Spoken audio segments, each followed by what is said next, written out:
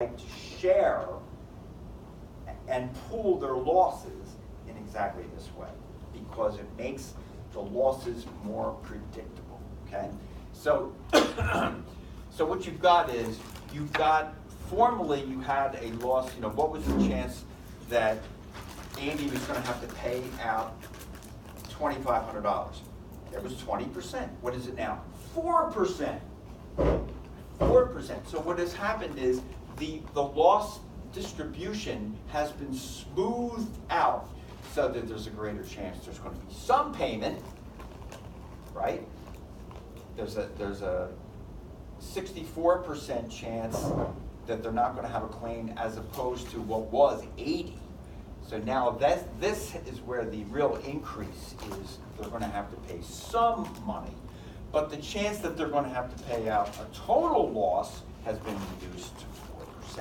So what pooling does for them, is it makes the probability distribution more predictable, not for the occurrence of the loss, but for the need for them to pay, okay? Because they're going to pay, Amy's going to pay some money, even if she has no loss, Sam does, she's going to share the cost here. She's going to share the cost, right? So if they have a loss here, each of them is paying $1,250, right? Because even though Sam has the loss, Amy has agreed to split it. And that's happening here too, right? It's only down here where they're both paying $2,500. And it's up here where they're both paying 0.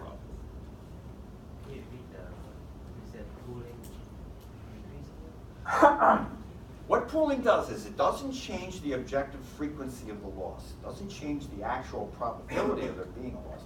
But what it changes is the probability of a payout.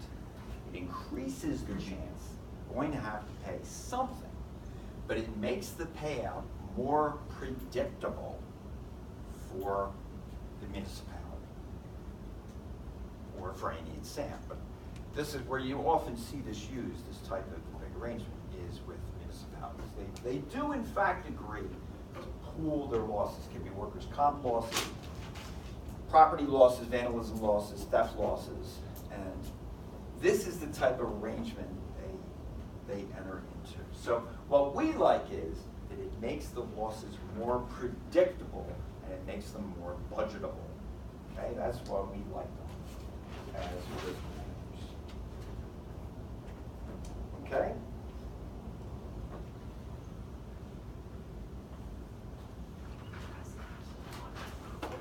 Does anybody have any questions? There's really nothing more to say on that than what's been said. Okay? All right. So, so that's that. Now let's go back to the fact that insurance policies are contracts, right? What kind of a contract is an insurance policy? An insurance policy is a contract of indemnity.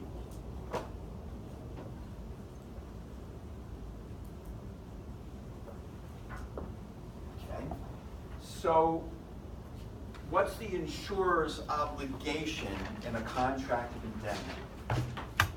Anybody know? Yeah. Is it to pay the losses? It's to pay the losses covered under the contract, and the insurer's obligation, specifically with this word, is to restore, right? To restore the insured to her pre-loss condition.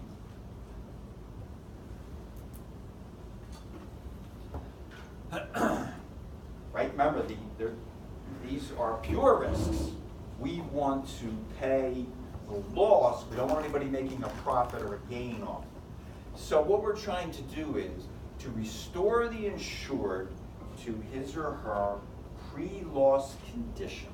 That is the financial condition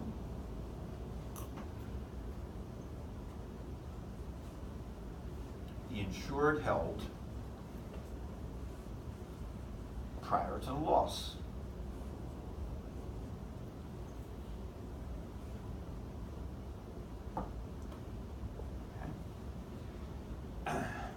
Property and liability policies are contracts of indemnity. This applies to property and liability policies.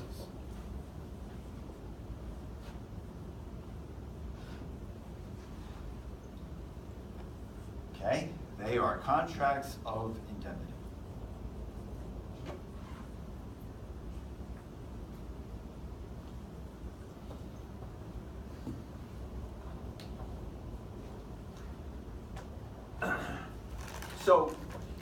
So let's take an auto policy, right? And you buy a car for $25,000.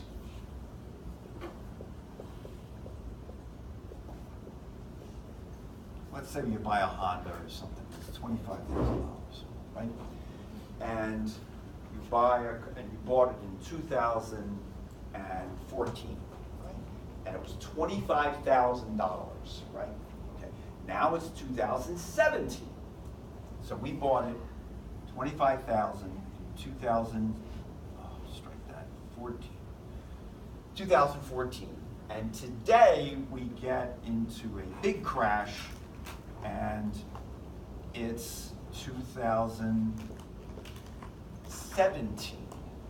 And the mechanic says it's going to cost $20,000, right, to repair the car. What can happen here? Car could be totaled. Now, how could the car be totaled? Because we paid 25 and the repair is 20. How could the car be totaled? The value of the car is not 25,000 right. anymore. That's right. The value of the car has decreased, right? And what does everybody seem to look at as the Kelly Blue Book value? So you had a car you paid $25,000 for in 2014. What is it worth today? Who knows? I don't know. Say it's worth $19,000 today. So if you were buying it now, you wouldn't pay 25, you would pay 19. Well, what the insurance company says is, well, you lost an asset that's worth $19,000. And that's what we owe you. To indemnify you, we have to give you value equal to $19,000. We don't have to pay for the repair because that exceeds the value of the car, in this example. So what they will offer you is, they will offer you $19,000. Right? And this upsets a lot of people. What the hell are they doing? You know, well, this is what they're doing, see? They're carrying out according to the principle of indemnity. And car losses are really the best way to understand that, because there you see the impact of depreciation. Automobiles depreciate quick, and there's where you see the impact, okay? Is this where gap insurance comes in? Sort of, because a gap insurance comes in if you're leasing the car, right? And you're on the hook for the value of the car, and if Not the car... necessarily if you're leasing, whether you're buying or leasing or not. Gap insurance covers the difference between the outstanding value of the vehicle to the bank and the actual value of the vehicle. That is Oh, the outstanding loan? Is that what you mean, the the outstanding? outstanding value of the loan to the bank. Okay. So what the bank says the vehicle, what the loan amount for the vehicle is Okay. versus the actual value of the vehicle. So Okay. if the vehicle has depreciated to the point where it's less than the actual value of the loan, gap coverage is what covers you for that difference. So Okay. you're not owing more money to the bank. Okay. Well, thank you, Dan. I was hazy on it.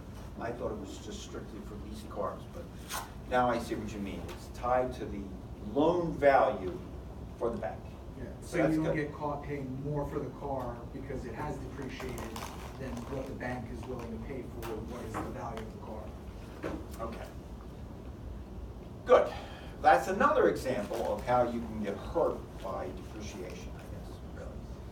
So what the insurance company is going to pay is the actual cash value of the car. Because on property policies, the formula is replacement cost less accumulated depreciation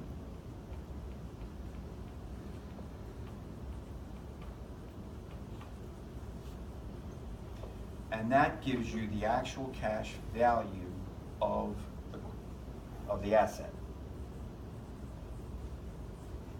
Okay? So, automobiles are an easy way to sort of visualize this whole concept because the cars depreciate so quickly. And at least today, this is how most cars are insured. They're on this actual cash value basis.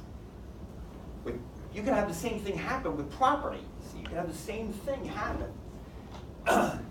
But you can also buy property insurance on a replacement cost basis.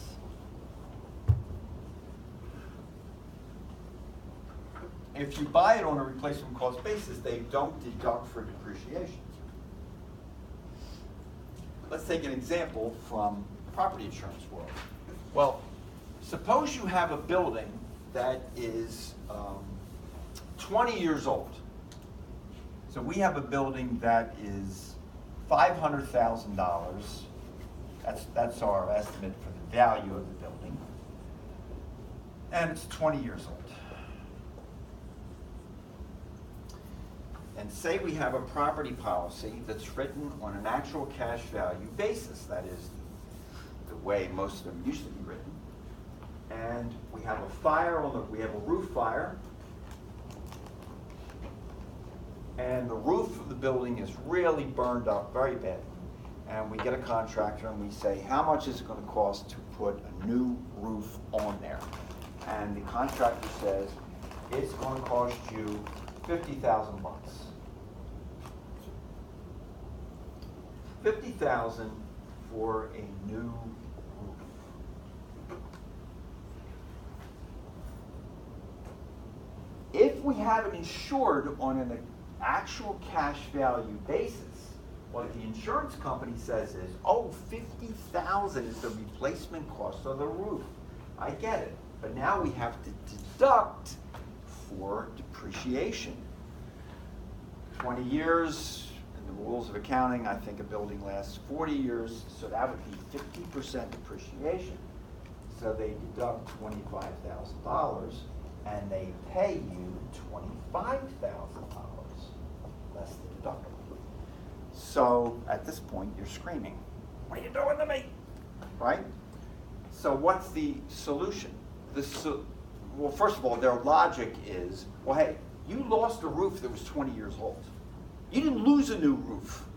We're giving you the value of a 20-year-old roof.